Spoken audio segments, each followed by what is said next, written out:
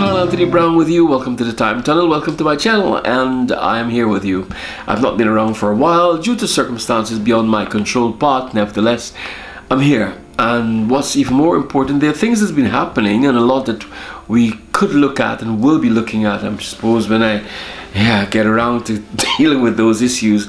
But even more, today is Father's Day, a very special day for each and every one of us. There are fathers out there who are not with us anymore. There are fathers who are still with us. And even if it wasn't for our Father, and the great Father in heaven, we would not have been here. So I'd like to say to all the fathers, wherever you are around the world, a happy Father's Day to you. Luther Vandross said, if I could dance with my father again, and I could not have, because mine left. He walked on the 1st of May this year, and I had to take, I think it was the hardest time of my life to take the long walk home with him. I did walk. I walked to walk, and it was interesting. It changed your life. It teaches you so much, the passing of someone. May I speak? If I may, I would say thank you.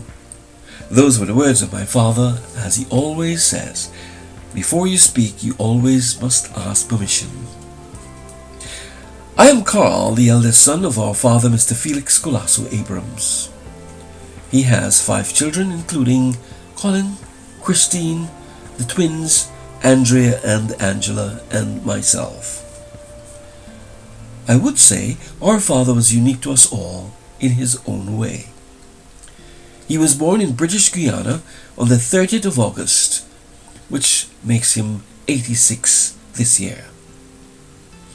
He was born to the parents of Severite and Dorothy Abrams and resided at 16 West Ruimveldt housing scheme in Georgetown. He was the brother of Martin, Desmond, Michael, Egland, Patrick, Philip, Earl, Enid, Elaine, Dulcis, Claudette, and Rita. As a young man, he was always taking the lead role in helping out with the family, to which he continued to do until his last days.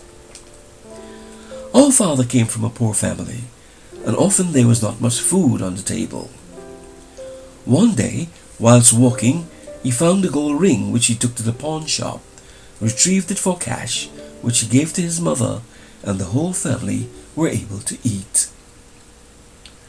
Our father was always fortunate in finding things. At an early age, my father met my mother, Yvonne Brown, but things did not work out. During that time, his father found him a job as a stevedore, a forklift driver on the wharf, where he worked with his dad on the docks. He was popular with the other dock workers and was well liked. In 1957, he departed for England, traveling via Trinidad. His family were going to throw a big party as a send-off, but he objected to this. He insisted that the money be spent to feed the poor. A remark was made saying that he would not go far in life, but he defeated that saying and became a success. Our dad and his brother Uncle Michael, Pepe, as he was known, joined the army when they came to England. Our dad loved athletics, and whilst in the army, he became an athlete and won many trophies and medals. Our dad decided to join the army because he calculated he could earn more money than in a regular job. He did not have to pay for his board, food, and clothes, which meant that he could save the money for Layla, his sweetheart, who later became his wife. After 2 years, he managed to buy himself out of the army. He married Layla Hyacinth de Weaver on the 1st of August, 1959. Our father loved to party and have a good time. While in the UK, he joined the Gardeners Lodge and later the Aryan Temple, then the Francis Bacon Lodge, and followed by the ancient mystical order of Rosicrucian, Amorc. Our father studied and attended South Thames College in Wandsworth and became a qualified mechanical engineer. where he worked at the company Man and Overton for a number of years and later on became a supervisor.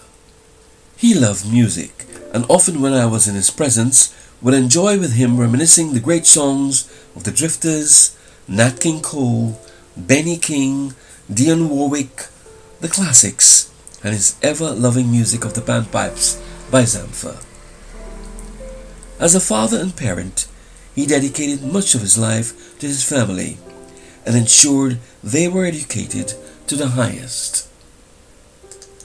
He loved the arts, and as he progressed in life, he sought to find a culture which he found much comfort in.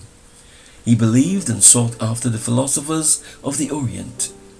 He believed in the writings of Francis Bacon, Pythagoras, and Hermes Trismegistus.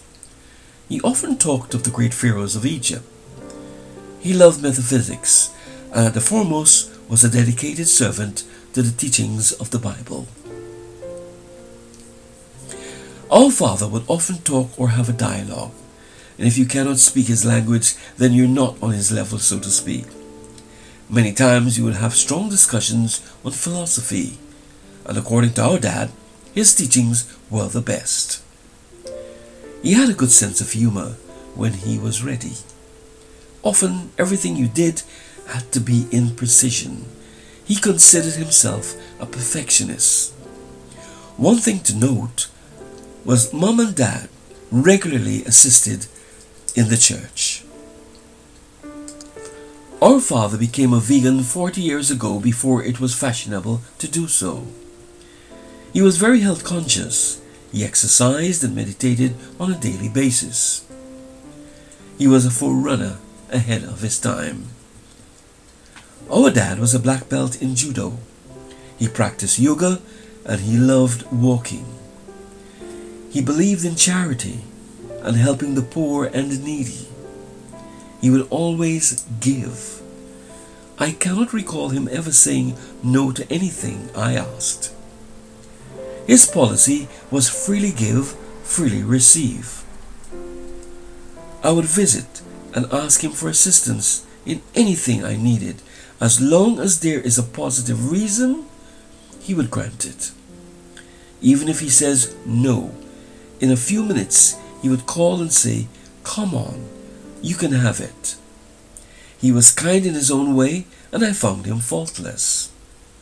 A dictator to a point, but these attributes came with maturity, age, and the time, and that made our father the person he was. Our father was a scribe. Many times he would call me and often spend hours showing the family his teachings and his work that he learned. He read many books. He read books on philosophy. Often he would stop and question to see if you were paying attention to what he was saying.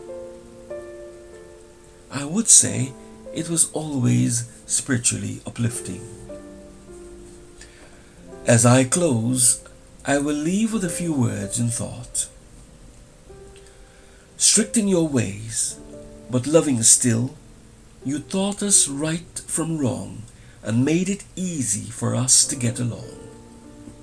Your memory lingers with us, always the echoes of discipline in our song. Rest in peace, dear Father.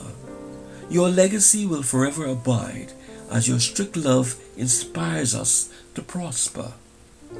And in our memories, you will always reside. Fare thee well, dear Father, and may your soul be blessed.